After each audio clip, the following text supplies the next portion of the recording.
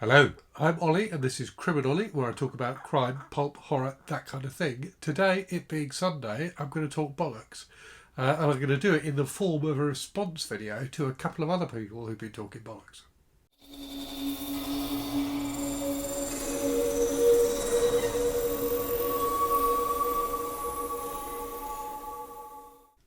So those two people are Michael K. Vaughan and Steve Donoghue, who both recently have done videos on the subject of ebooks versus paper books.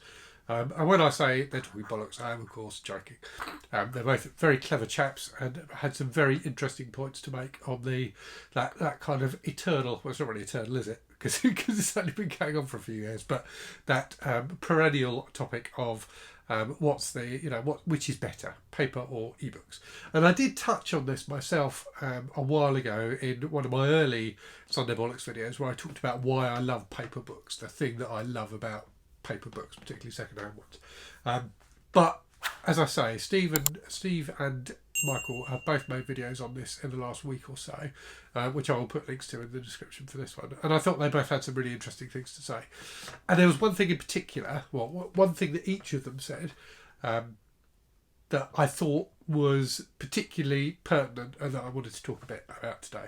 So the thing that Steve said was, or one of the points that he made was, that you do not own ebooks in the same way that you do physical books. So this copy of The Best American Noir of the Century, I bought secondhand.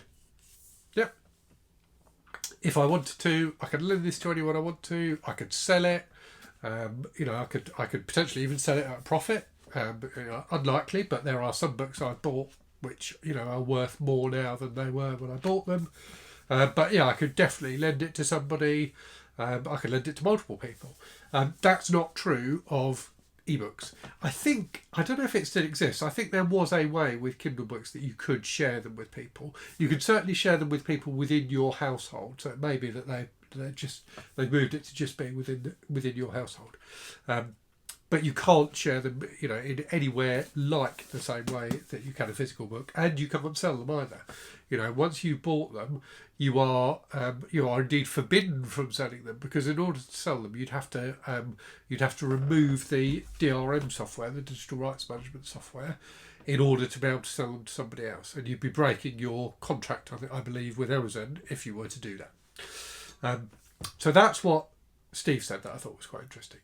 The thing that Michael said that I thought was interesting and incredibly true is that the thing that is really appealing to him about ebooks is how convenient they are. And he said he often reads on his Kindle, even if he's got a paper copy of the book, because where's my Kindle? I've lost my Kindle. Here it is, underneath a stack of books. So because it's a lovely form factor, really light and easy to hold, a lot less. Well, it's slightly lighter than this book, and certainly a hell of a lot lighter than a hardback.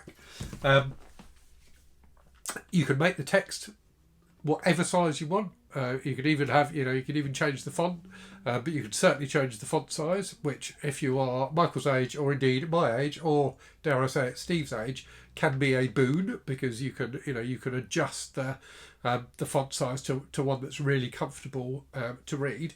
And of course, particularly, if you're going away or something like that, it's a lot easier to pack a Kindle than it is a bunch of books. So I have got on this Kindle, I think, in the region of 2,500 books. And that's a lot of books. Yeah. Yes, I have, 2,500 books on this.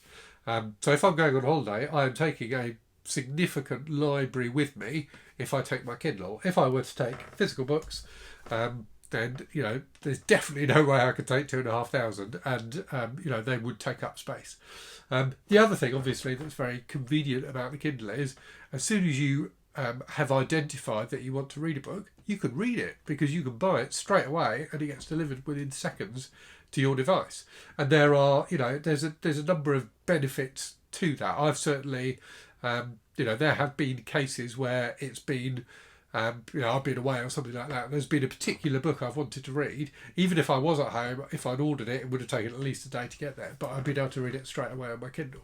And it's also, the Kindle has become a great source for old out-of-print books. So books that were, so either via something like Project Gutenberg, where out of copyright books are freely available to download, but also there are a ton of old like pulpy books and things like that which are just not available anymore in paper. They probably had a few printings at most when they were originally published, and then the publishers have not bothered publishing them anymore, but either the original publisher or someone else has picked them up and is churning them out cheap on Kindle, because it's very, very easy to publish a Kindle book. As someone who has done that myself in the past, once you got the text, all you need really is a cover and a bit of info, and you're good. You can publish a Kindle book within about half an hour.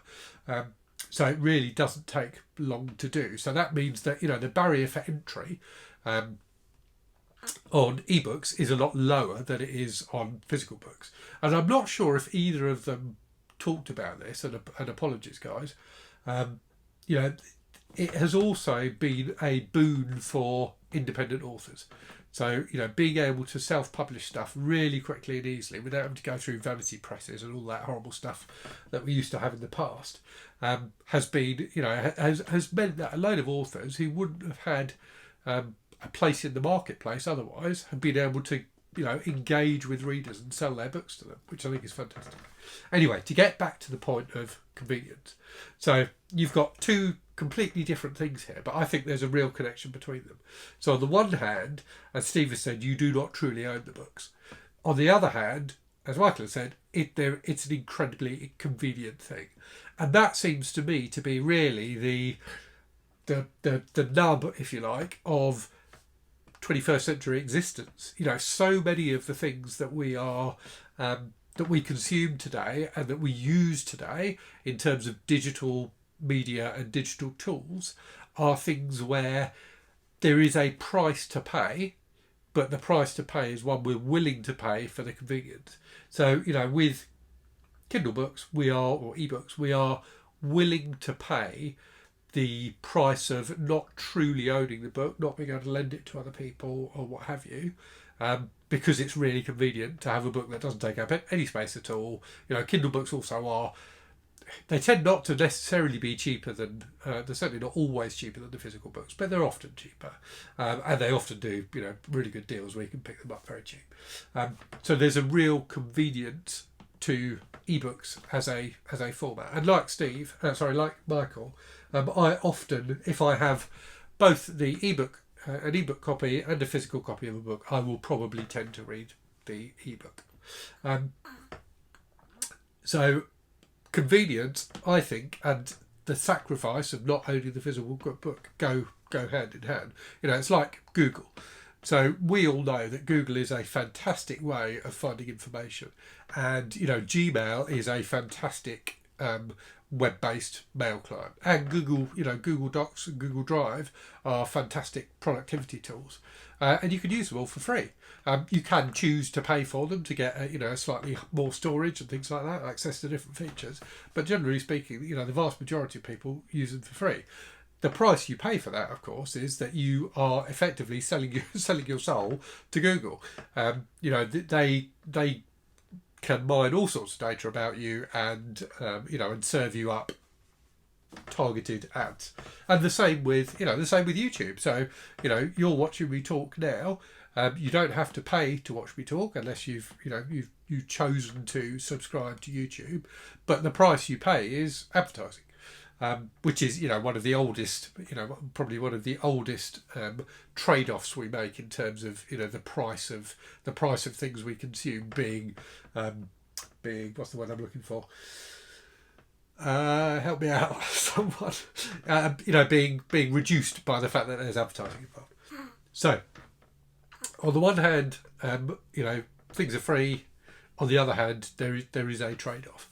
And I think, many people, particularly with the Kindle and particularly with Amazon, many people aren't prepared to make that trade-off. Many people view Amazon as an oppressively large player in the market, and I have a lot of sympathy for that. I am so deep into the Kindle hole now, having bought 2,500 Kindle books, that it's very, very difficult for me to break out of that ecosystem. But I do understand why people object to Amazon and why people, try not to use Amazon. So yeah, there's that. That trade off for me is worth it, but I'm conscious that for many people it isn't. It will be interesting to see how things develop further, in the future. The paradigm, if you like, of not really owning the media that we consume, is true for Kindle books to an extent, but it's 100% true for many other forms of media. So so many there are so many different subscription services now for music and movies and TV and things like that.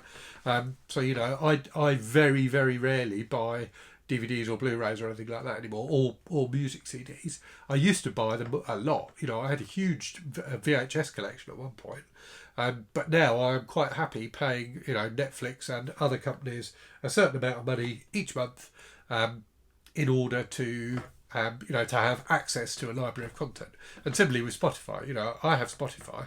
For me, with Spotify, when I look at it really carefully and examine it, I probably don't get my money's worth out of Spotify, because I don't listen to that much music. But it's worth it for me, because I know that at any point, if I remember a song from the past, or someone mentions a song from a song to me that I haven't heard, I'll be able to listen to it within seconds. So again, it's that convenience thing that really makes a difference. So yeah, do let me know in the comments what you think of this, where you are on that kind of continuum of, are you totally happy with the trade-off of ebooks versus physical books, or are you a physical media type person? There's a growing movement, it seems, of people, not just with books but with DVDs and Blu-rays and things like that, people who are passionate collectors of physical media because of the freedom that it gives them, to do with what they want, with the things that they have purchased. They can do what they want with them, and they're not tied to a particular service or a particular provider or anything like that. So yeah, do let me know what you think. Always interested to chat to people in comments about stuff like this. And yeah, as always, hope you enjoyed the video. Hope you are reading good stuff and you're safe and well, and I will speak to you again very soon. Cheerio.